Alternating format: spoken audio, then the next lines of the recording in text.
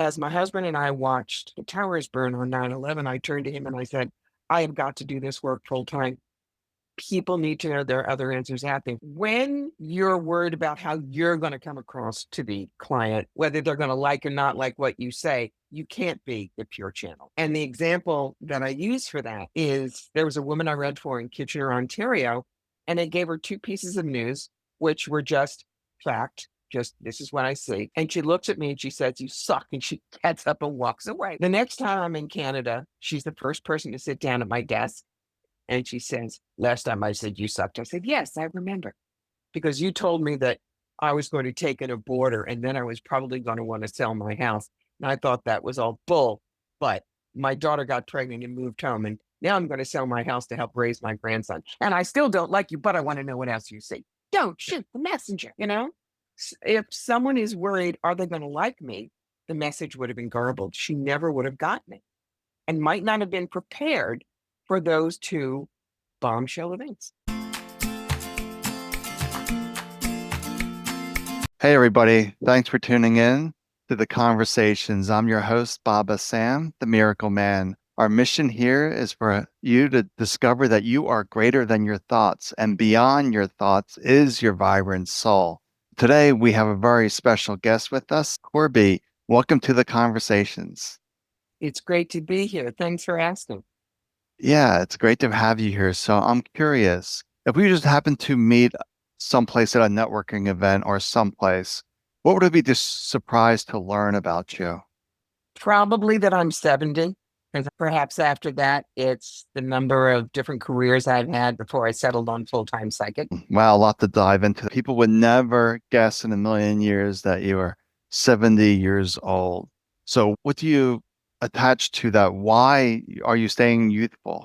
Well, I laugh and say two magic words: no children. Takes 10 years off your looks right there. Part of it is probably genetics, and part of it is I've been doing the work I love since 9/11 professionally since the early 90s. When you do what you love, that keeps you young. Yeah, I love that. You do what you love, then it really doesn't seem like you're working. You're just doing your purpose, you could say. So now you mentioned that you're a full-time psychic. So what got you started on that path? You said after 9/11. That rolls it back to one of my 230-second elevator speeches. When I was 9, I read a book called The Witch Family by Eleanor Estes. And instead of thinking, ooh, that's scary or ha, ha, ha, I thought, and your point is, I knew there was magic in the world and I wanted to go find it. Fast forward to 1973 when I was a senior in high school, working part time at Spencer Gifts. And that was the year Live and Let Die came out with Jane Seymour as Solitaire the Reader. And they had the James Bond 007 tarot deck, and I bought it. I read for friends, making sure that my ego was out of the way and I was a clear channel for the information. Then all of a sudden in the early 90s, I could do hands-on healing and talk to dead people with no training. That's when the universe handed me my draft notice and said, hello, you're working for us. So at that point, I started doing it part time. Meanwhile, with a very checkered career: actress, author, inspirational speaker, video producer, legal assistant, executive recruiter, writer for the graphic novel series ElfQuest, but always the psychic work on the side. As my husband and I watched the towers burn on 9/11, I turned to him and I said, I have got to do this work full time. People need to know there are other answers out there. He said, I believe in you, go do it. Since then, 6 days a week, 14 hours a day. I read about 1,000 people a year. And as I said, I get to get up every morning. I don't have to get up every morning. Wow, that's really a lot to unpack in there, but I really like that. When you read The Witch Family, it wasn't scary, it wasn't spooky. Oh, this is interesting. You knew that there was magic in the air, as you say. For me, the big shift, so I was really locked into this 3D world, was somebody sitting next to me that wasn't there. That got me to shift my perspective. Like, oh, ghosts are real. What's this about? It wasn't scary. It wasn't frightening. It was just more of a curiosity. Like, oh, ghosts are real. And that led me onto my quest of discovering that I had thoughts, but I wasn't my thought. There was something more to me. So it was really Yes. interesting how the book, The Witch Family, really got you saying, yeah, I agree with this. It's almost like your catalyst to say, yeah, there is more here. Interesting too that you're reading casually for your friends. It's a hobby at that point, and you're building your skills and just living life, enjoying life. And then you just saw 9/11. You're like, well, people have to know that there's more to life than what we think we know. Yes. And so that's really important that you're giving people that clarity that once this body drops, we're still here in some aspect. We are. So very interesting. So what do you say, about people that are like, well, why would I talk to a psychic? Why would I do this? And I think the answer is that you talk about this, it gives them clarity. There are some things that psychics can help with, some not. My TikTok handle is the no bullshit psychic because I do not care if I amaze you with my wiki woo. That's not why I'm here. I'm here in service. And Mm, people come to psychics, at least for me, for four things. They need clarity on their everyday tour bus, house, car, job, kids, finances. Okay, God, you put me here. What the hell? Past lives. Why do I have this obsession or phobia? Or why is this person or place important to me? And it doesn't make sense. Or they want to speak to their spirit guide, Binky, or they want to talk to dead Aunt Mabel. As you can tell, I take what I do seriously, but me not so much. yes, it's really about getting your ego out of the way and being of service and being that pure channel that this is what's coming through. You may or may not like it, but this is the information. It's not your job to interpret. Your job is like, I'm getting this. I don't know what this means to you. And just give it to them. Yes, you may tell someone I'm seeing a rutabaga on a plaid fire engine and triggering they're going to call the men with the white coats. But the person bursts into tears and said, "Oh my God, that was the first drawing I made for my grandfather when I was 4." Now, you may not know that, but if you just report what you see, they may be the ones who interpret. And rutabaga on a plaid fire engine is very specific. It's not, oh, I'm getting a woman, she says her name is your grandmother and she loves you. Give them Yeah. something that they know you couldn't have known. Yeah, that was an eye-opening experience when I had that with somebody that was really good because it was Thomas John. Just seeing him was an amazing experience. Thomas John, he tuned right into me and saw these specific images that were beyond a guess. It was like Mhm. a certainty that, and I just never saw anybody that was that accurate and going in a room so accurately, and they're just really tapped in. What allows these individuals to be these pure conduits where the mind doesn't interfere? Is there any special skills or abilities that come with They that? learn that it's not about them, Sam, truly. When you're worried about how you're going to come across to the client, whether they're going to like or not like what you say, you can't be the pure channel. The example that I use for that is there was a woman I read for in Kitchener, Ontario, and I gave her two pieces of news, which were just fact. Just this is what I see. She looks at me and she says, "You suck." And she gets up and walks away. The next time I'm in Canada, she's the first person to sit down at my desk and she says, "Last time I said you sucked." I said, "Yes, I remember. Because you told me that I was going to take in a border and then I was probably going to want to sell my house." And I thought that was all bull. But my daughter got pregnant and moved home. And now I'm going to sell my house to help raise my grandson. And I still don't like you, but I want to know what else you see. Don't shoot the messenger. If someone is worried, are they going to like me? The message would have been garbled. She never would have gotten it and might not have been prepared for those two bombshell events. Right. So you can at least give the heads up. This is the energy that I see and what's coming. That's right. You're just delivering the information. Don't get hung up on what they're thinking. You're here to serve them and just give them information. You can't control people. Just give them that and say, wish you the best with that. But the psychic can also control their own boundaries. There are certain things I will not do as a psychic. One of them I call remote spying. Let's say that John and Peter are dating. I can tell John about Peter and Peter about John, but when they break up, neither one gets to ask what's going on with the other person who are they seeing because that's remote spying. I've had wives who want me to tell them where their husband is cheating, how many mistresses they have they slept with. No, he did not ask me to read them. The only exception is parents may spy on their children any way they can because the parents are trying to raise them. But if you just want to know for your own ego's sake, no, we don't do that. That's a really good boundary to have that it's easy to cross. They're coming to me, they're paying this fee, so I feel obligated that I need to do this. That's Honoring your boundary. you give that money back. Bad energy will not get you good money. That's really profound. Bad energy will not get you good money. That's really profound to understand that. That reminds me about really life. If we're going through life and this low energy, bad energy, you could say we're feeling down, depressed, sad.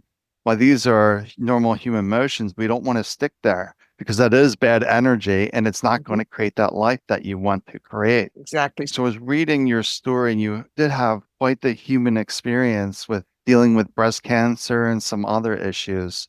So what Yes. did that teach you about life? Well, I know why I got the cancer based on my own pre-birth planning, but it also taught me how to look at things from a more positive, optimistic viewpoint. And that does not mean glitter and unicorns. What we need to do is, if we're presented with a challenging situation, we have to find three reasons to be okay with it. Not that it's okay that somebody raped me, but I am still all right. I am still me, kind of thing. I had only been married a year and a half when they told me third bout of breast cancer, even though it was the second primary.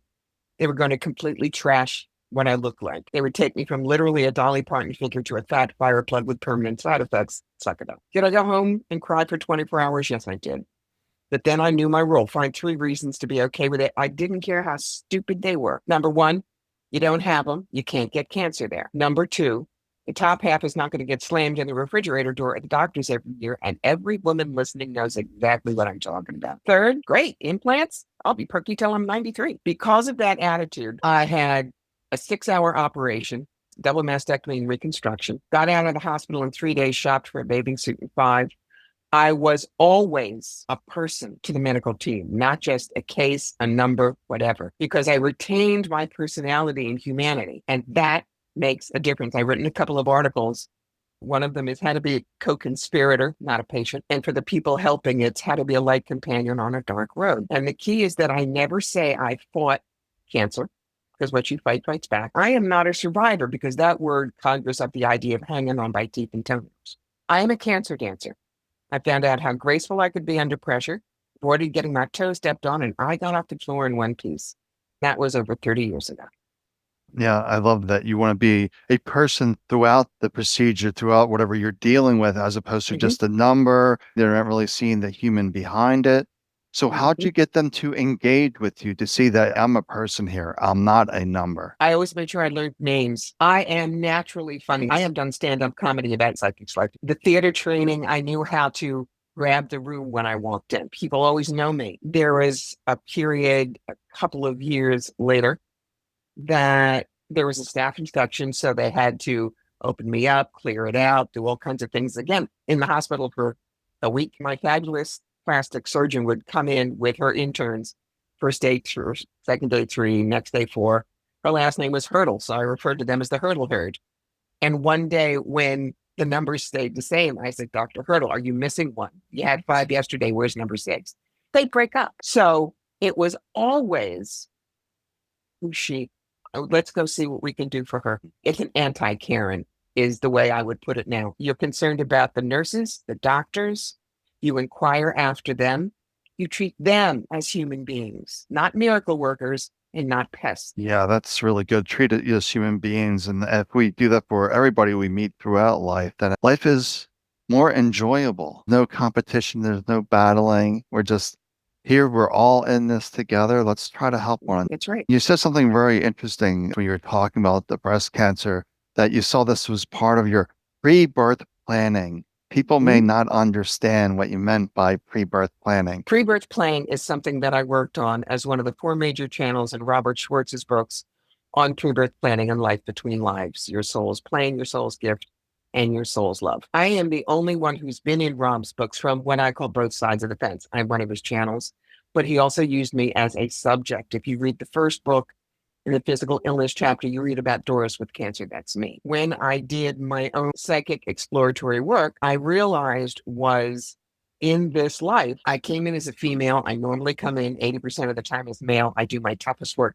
in a female body. And I had to realize that women should be accepted not for what they look like, but who they are. Coming in with that Dolly Parton figure and being treated by men as if the sex is all it was worth. I could either deal with that and say no, or accept that that was all I was worth. I was trash.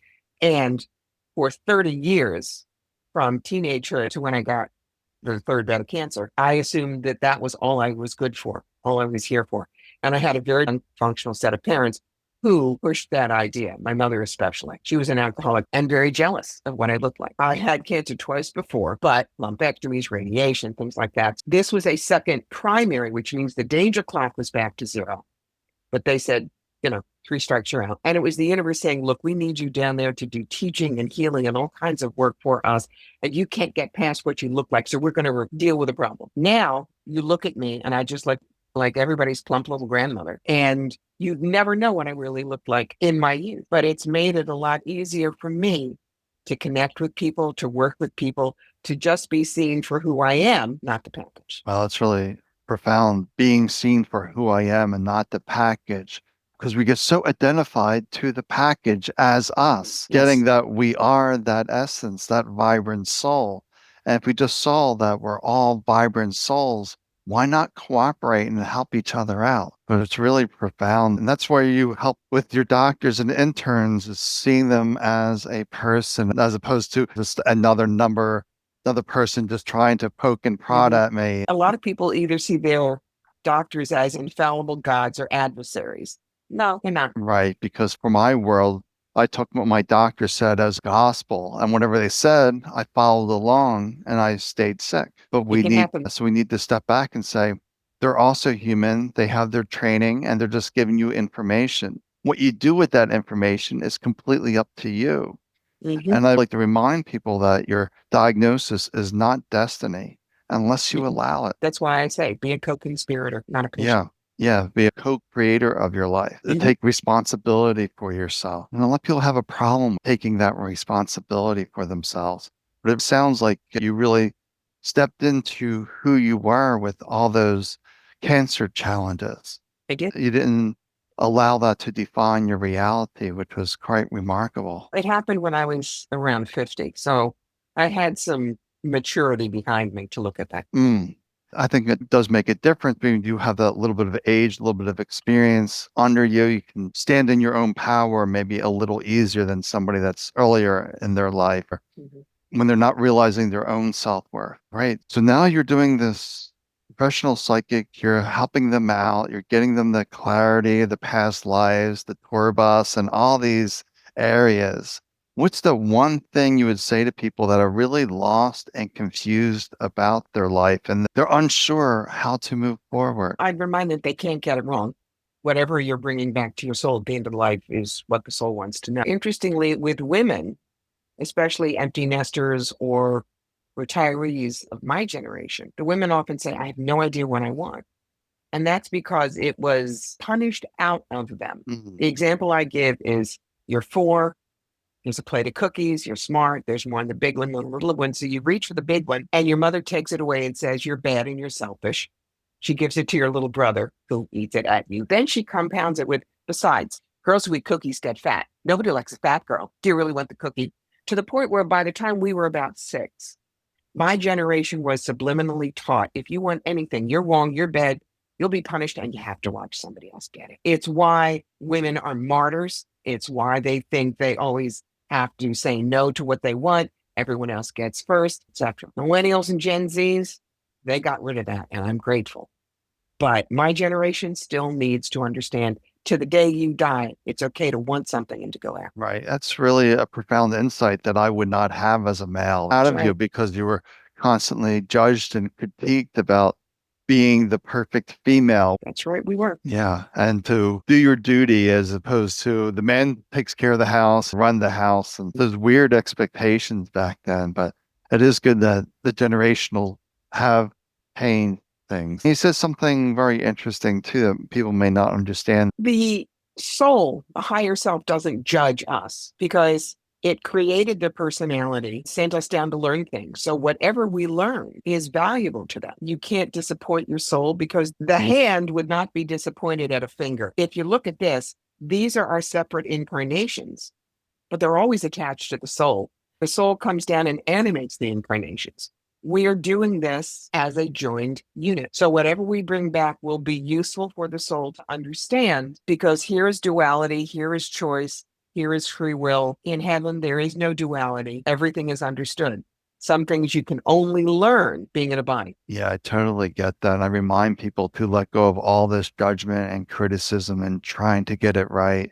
You're doing okay. You're doing your best based on what you understand. So just trust you, and a lot of people have problems with trusting themselves because you mentioned before it was punished out of you. That's right. Yeah. So we start to get into this place of self doubt where we don't trust our own insights and what feels right to us. We fall into this program. So it sounds like you never really subscribed to the program when you had cancer and the challenges. How do you help people to not fall into the traps, the program, to be themselves? Do you have any tips on that? I am the walking, talking example, and I tell them, I am not special. You can do what I do. I say that about psychic abilities. I say that about doing the cancer dance, all of it. I don't let them think of it as a tragedy. It is not that you were a bad person and God is punishing you. It's an experience. How are you going to work with it? What are you choosing? Yeah, that's what I tell everyone. We're just having the experience. It's neither good nor bad. It's just the current experience. Right. And that we all have abilities. We are from the one source of the one consciousness. One is quote unquote special or above another. We're all to make sense of this human experience. Yes. And sometimes it makes no sense. It's the ego that looks at greater than or lesser than, not the soul. Because the soul sees everything is useful, that nothing is a mistake. Exactly. It's a real different way of looking at things. And we're both completely on the same wavelength, but for 40 years, I had none of this. I was just trapped in this human experiencing, thinking how terrible it was. It wasn't until I had that ghost sitting next to me and say, hey, there's something else here, which shifted everything for me. Was there anything that shifted you that was just a Witch Family book, or was there anything specifically that you can think of that got you to question this life? Because my life was so difficult, I knew that the only way I was going to get through it was to always question, always ask the next question. So that's what I did. I questioned if I saw something unusual. I questioned if I was able to do something that one should not be able to do, and kept journals and slowly learned my craft that way. Yeah, you kept the journal and you were asking these deeper questions of life. Yes. I was curious in the wrong direction, looking more at my diagnosis and the pills and say, why am I taking this? It's not doing anything for me. Yeah, I get that.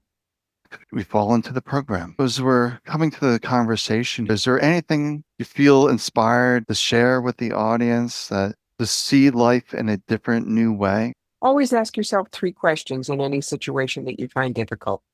What am I X about? X is the emotion you're feeling: sad, depressed, angry, confused. Then, why am I X about that? And if you say to yourself, I don't know, tell yourself if you had to guess, because that frees up ability when you don't worry about being wrong. Once you get down to that core, you say to yourself, what do I think would happen if I stopped being X about that? You make a choice in every moment how you're going to see the world. If you want to see it differently, nothing's going to stop you. Yeah, that's a beautiful way to deal with these emotions because everything does have a root to it. Everything's based in emotions because emotions are felt thoughts. Yes, We need to dive into those questions. Why is this anger here? Why is it defining me? And we can just see it's just the emotion. We can dive deeper into that, or we can just learn to be here exactly so. because that's what we have to see. We're either in the mind or we're here. For my personal self, I really don't dig into the core emotions anymore. I'm just going to be here and live my life. There's always a mystery the next day, always something to get up for. Right. Oh, I like that life is the mystery that there's like we're waking up, that there's a reason that we're waking up. We may not know the reason, but we have another day of life. Let's celebrate. So, Corby, this has been a really interesting conversation. If people had questions, how would they reach out to you? Oh, it's very simple. My website is corbiemitleid.com. You can find me on TikTok, The No Bullshit Psychic. You can find me on Patreon, Mediums, Blue Sky. Yeah, so I'm going to look up your no BS psychic. I love that. You're just a conduit. You're not here to judge or critique the information. I just give it to you. You do with what you want with it. Exactly. That's the great way to look at life. It's just like, here's the information. How do you deal with it? Thank you for joining us in the conversations. I really appreciated it. My pleasure.